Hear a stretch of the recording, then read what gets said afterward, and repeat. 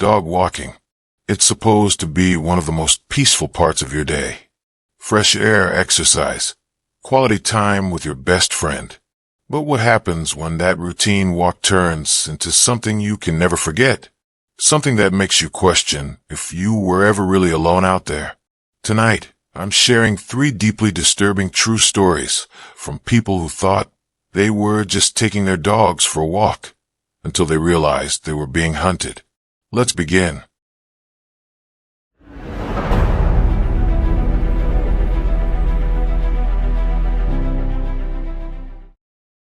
My name is Elliot, and for most of my life, walking my dog late at night has been the one thing that clears my head.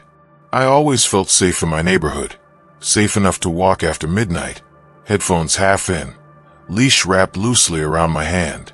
But last winter, something followed me home, something that still scratches at my windows even now, and I don't think it ever intended to let me go.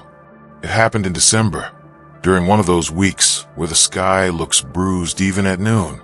My dog, Baxter, is a 4-year-old beagle mix, small, stubborn, and obsessed with sniffing every tree in existence.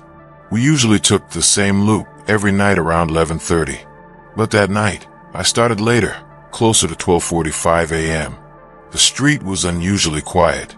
No distant cars. No porch lights. Even the air felt heavier. I didn't realize it then, but that silence, that wasn't normal. It wasn't just quiet. It felt listening. About 5 minutes into the walk, Baxter froze. Kind of freeze that isn't curiosity, but alarm. His tail tucked. His body stiffened. His ears pointed toward the woods behind the cul-de-sac. And then I heard it. A single, slow crack of branches. Not falling. Not shifting in the wind. Stepping. I tugged Baxter forward, whispering for him to knock it off, but he refused to move. He kept staring into the blackness between the trees. Then, out of the darkness, I saw it. 2 pale, round shapes. Too high to be an animal. Too far apart to be a person. Eyes, reflecting the weak yellow glow of a distant street lamp. Just watching. I blinked, thinking maybe it was someone's yard decoration or abandoned junk catching the light. But then the eyes blinked back. My entire body locked. Baxter whimpered, a sound I had never heard from him in the years I've owned him.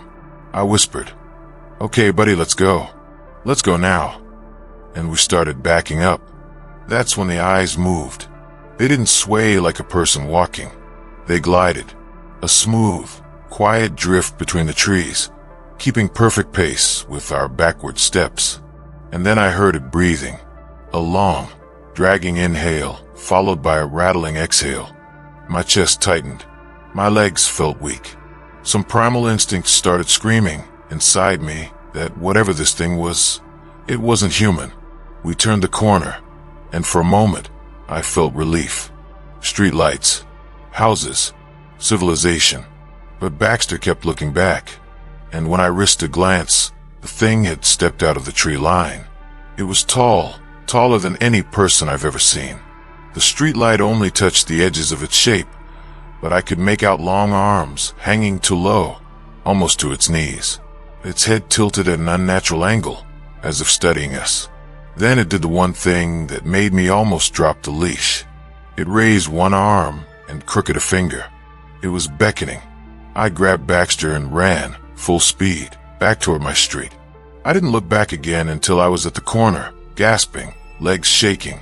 And when I did, the street behind me was empty. No tall figure. No eyes. No sound. I tried to convince myself I imagined it. Maybe I was sleep deprived. Maybe it was a shadow. Maybe. Then Baxter pulled violently toward the opposite end of the street. He was growling, deep feral, nothing like his usual soft huffs. I followed his stare, and there it was, the figure, standing directly under the street lamp across from my house. How it got there, I have no idea. It would have had to cross 2 blocks in under a minute without making a sound. Its head twitched like an insect, as if tracking my movements. I whispered, "Please, please, not my house." But the thing slowly lifted its head and stared directly at my bedroom window, as if it already knew exactly where I slept. I rushed inside, locked the door, barricaded it with a chair, and sprinted upstairs with Baxter still trembling in my arms. For a few minutes, nothing happened. No footsteps, no scratching, not even breathing. I almost convinced myself the paranoia had gotten to me. But then I heard it. The doorknob downstairs turning. Soft, slow, trying to test the lock. I covered Baxter's mouth to keep him quiet as we huddled in my bedroom. Then came the scratching.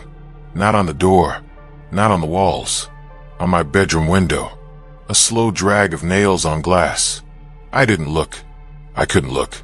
I just sat frozen, listening to that horrible sound tracing the outline of the window, like it was feeling for a weak spot. And then it whispered my name. L-E-O-T. The voice was wrong, layered, like two people whispering over each other. My heart dropped. It knew my name. The scratching stopped abruptly. For several seconds, the world went dead silent.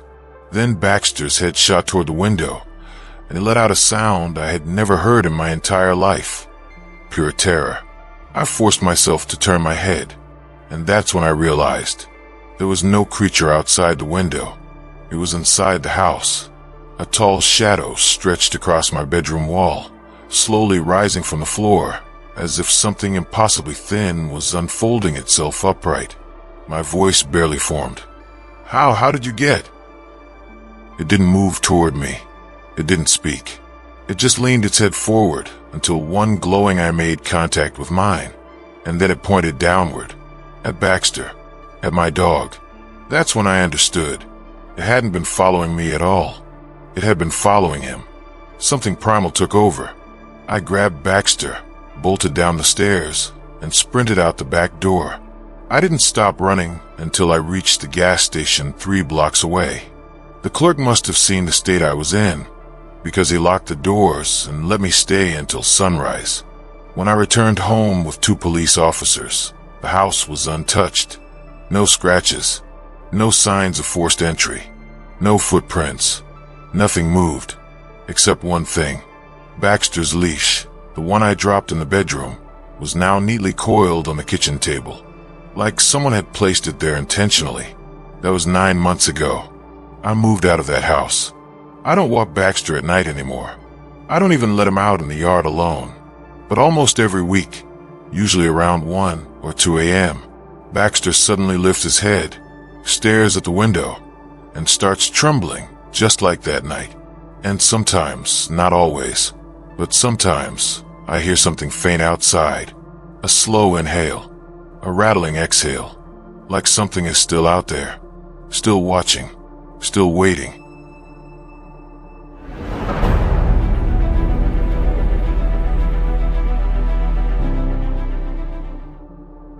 My name is Rachel, and I need to tell you about something that happened to me 6 months ago.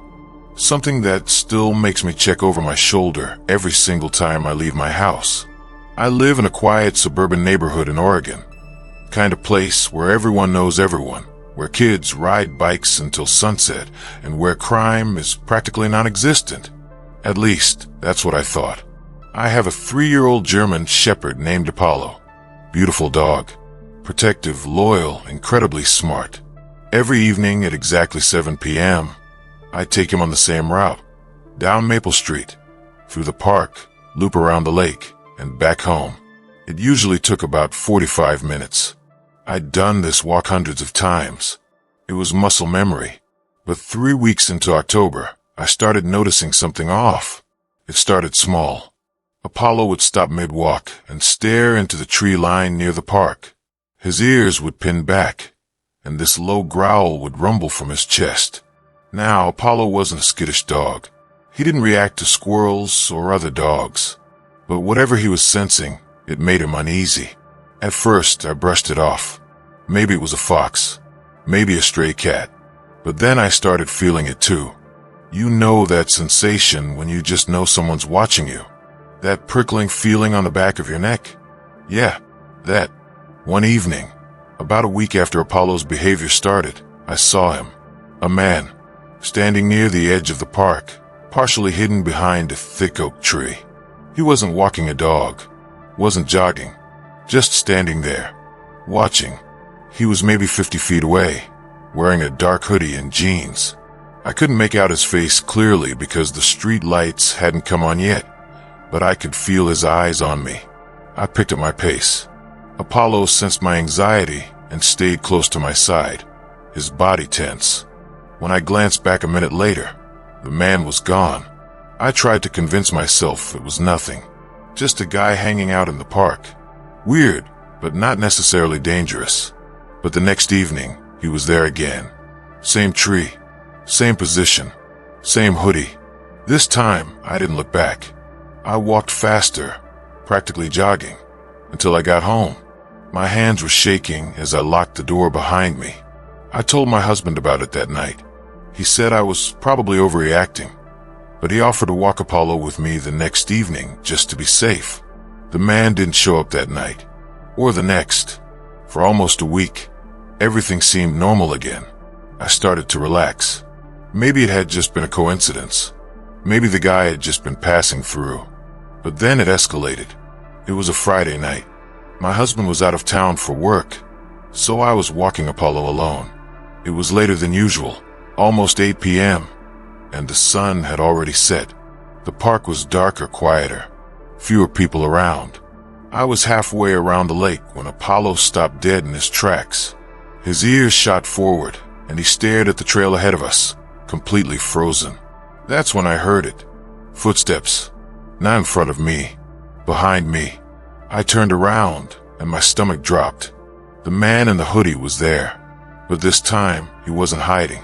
He was walking toward me, slowly, deliberately, and he was smiling. I didn't think. I just ran. Apollo bolted with me, and I could hear the man's footsteps quicken behind us. He was chasing me. My lungs burned. My legs felt like they were going to give out. I didn't dare look back. I just kept running, praying I'd reach the street before he reached me.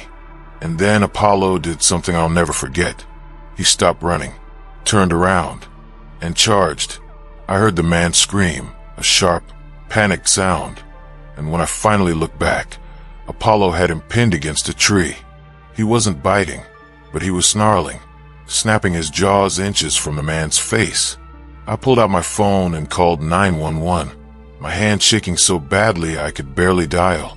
The police arrived within 5 minutes. They pulled Apollo off the man and arrested him on the spot. Here's the part that still haunts me.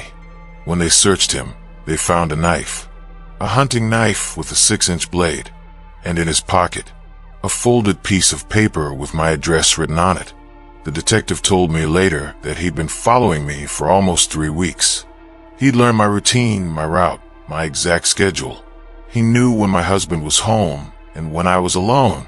He was planning something. And if Apollo hadn't been there that night, I don't know if I'd be alive to tell this story. I don't walk Apollo at night anymore, and I've changed my route completely. But sometimes, late at night, I still think about that man's smile, and I wonder how many times he'd been closer than I ever realized.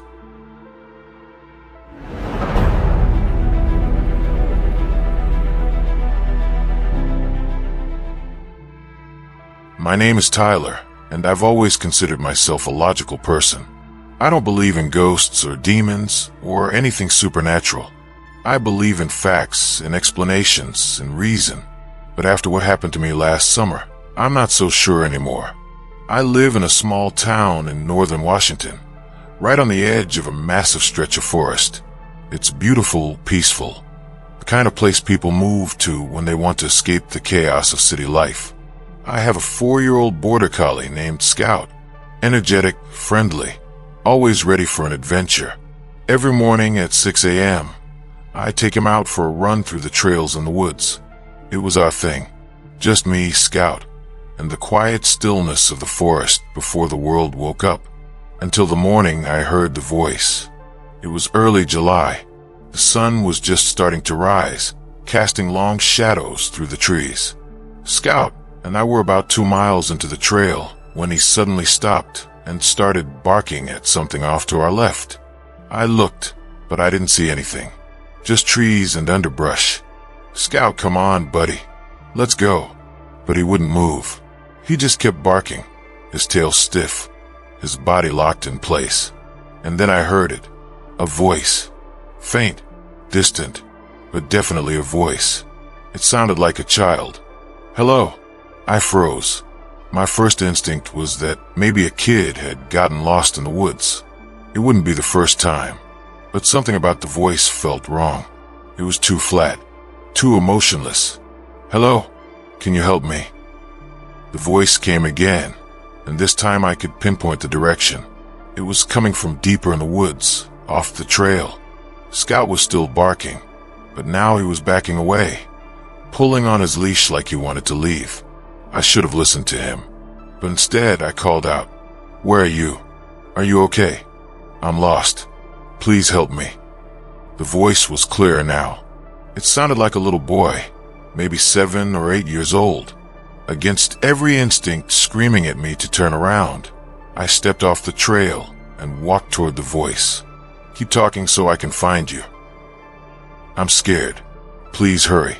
I pushed through the underbrush, Scout reluctantly following behind me, and that's when I saw it. A small clearing, maybe 20 feet across. And in the center of the clearing, nothing. No child. No person. Nothing. But the voice was still there. "Please help me. I'm so scared." And it was coming from right in front of me. My blood ran cold. The voice wasn't coming from a child. It was coming from the woods itself.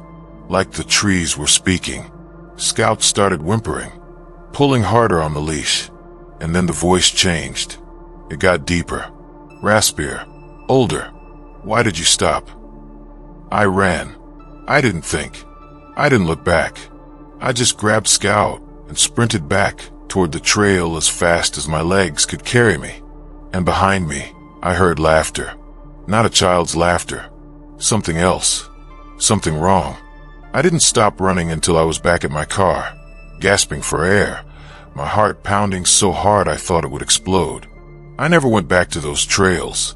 A few weeks later, I was talking to an older guy at a local coffee shop, and I mentioned what happened. His face went pale. He told me that those woods have a reputation, that people have heard voices out there for decades, voices that lure you deeper, voices that mimic loved ones, children, anyone who might make you drop your guard. He said his brother heard the voices 20 years ago. His brother never came back. I still live in the same town. I still have Scout, but I don't go into the woods anymore. And sometimes, late at night, when the windows are open and the wind is blowing through the trees, I swear I can still hear that voice, calling my name.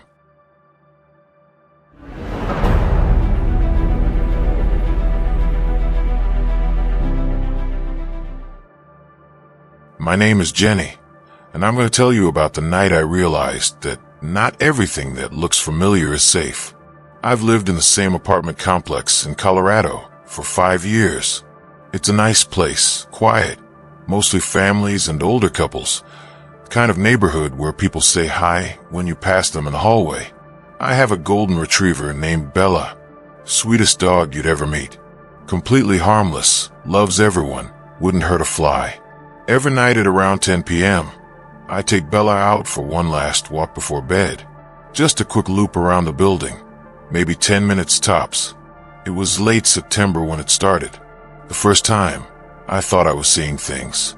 I was walking Bella near the back parking lot when I saw another dog, a golden retriever. It looked almost exactly like Bella, same size, same coloring, same build. It was just standing there, in the shadows between two cars, staring at me. No owner, no leash, just the dog. Bella noticed it too. She stopped walking and started growling, something she never did. "Hey there, buddy," I called out, thinking maybe it had gotten loose from someone's apartment.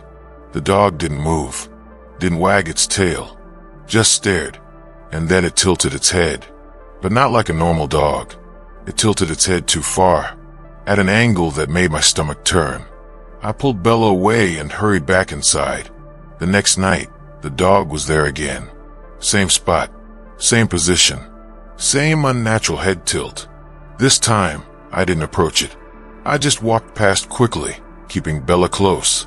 But as I passed, I heard something that made my skin crawl. The dog whispered. Not barked, not growled. Whispered. Jenny. I stopped dead in my tracks. My entire body went cold. I looked at the dog, and it was still staring at me. Its head tilted at that horrible angle, and then it smiled. I don't mean it panted or looked happy. I mean it smiled. Its lips pulled back, revealing teeth that were too sharp, too human. I ran. I dragged Bella with me and didn't stop until I was inside my apartment with every lock engaged. I didn't sleep that night. The next morning, I told my landlord about the stray dog. He looked at me like I was crazy. There's no stray dogs here, Jenny. We don't allow animals off leash. But I saw it. I heard it. That night, I didn't walk Bella outside. I was too terrified. But around 10 p.m., I heard scratching at my door. Slow, deliberate, methodical. I looked through the peephole, and there it was.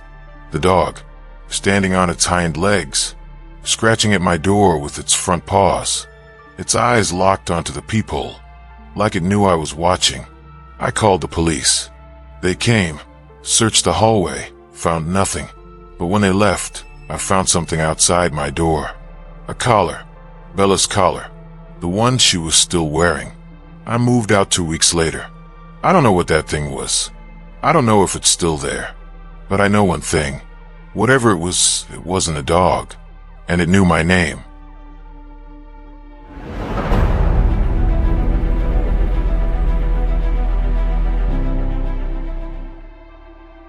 My name is Rhea, and for the longest time, walking my dog after midnight felt like therapy. No traffic, no neighbors, just quiet streets and the sound of my boots on pavement. But one night last spring, a stranger began walking behind me. A stranger who wasn't supposed to exist. A stranger who still visits me, months later, even though he died years before the night I saw him. It was early April, the kind of night when winter hasn't quite let go yet. My dog, Spice, was a tiny terrier mix with a bark bigger than her body. She was usually fearless, barking at bigger dogs, delivery trucks, even shadows. Our route took us through a quiet suburban loop. At that hour, most homes were dark except for the glow of a TV here and there. I remember stepping outside and seeing the fog hanging low over the pavement. Not the kind that floats, the kind that hugs the ground like a thin blanket. I should have turned back the moment Spice refused to go down the front steps, but I tugged gently on the leash and laughed it off. It's just fog, girl. Come on. She obeyed reluctantly. We made it halfway down Birchwood Avenue when I heard it. Not behind me, not beside me, but perfectly synced with my footsteps. One extra step. Just one. Exactly half a second after mine. I stopped. It stopped. I walked again. It walked again. Spice started growling under her breath, not barking, just this low, vibrating rumble. I turned around. The street was empty. But the fog, it wasn't empty. It was moving, slowly swirling around something invisible. A disturbance that didn't match the breeze. I tried to shake it off, but my heartbeat had already started climbing. When we reached a small park at the end of the street, Spice froze so suddenly the leash yanked my arm. She stared straight ahead toward the swings. One of them was moving, not gently, but in a slow, wide arc, like someone was sitting on it and pumping their legs. Except the seat was empty. The fog rolled back slightly as if pushed away. And then I saw him. A man standing behind the swing. He wasn't pushing it. He wasn't touching it. He was just standing there, staring at me. Or staring past me. His chin was tucked down, so far his face was hidden by the hood of his coat. His arms hung straight at his sides. No sway, no breath, no movement, just stillness. I called out, "Sir, are you okay?" He didn't respond. The swing kept moving. Spice started barking hysterically, barking and backing away, pulling the leash so hard she was practically choking herself. Then the man did something that made my entire body go cold. He lifted his head. His face was wrong. Not monstrous, not bloodied, just wrong. Like a washed-out photograph where the features don't match up. Blurry, misplaced. Like someone had tried to draw a human face from memory and failed. I picked up Spice and backed away slowly. But when I blinked, the man wasn't by the swings anymore. He was standing on the sidewalk, closer, facing me fully, and he started walking toward us.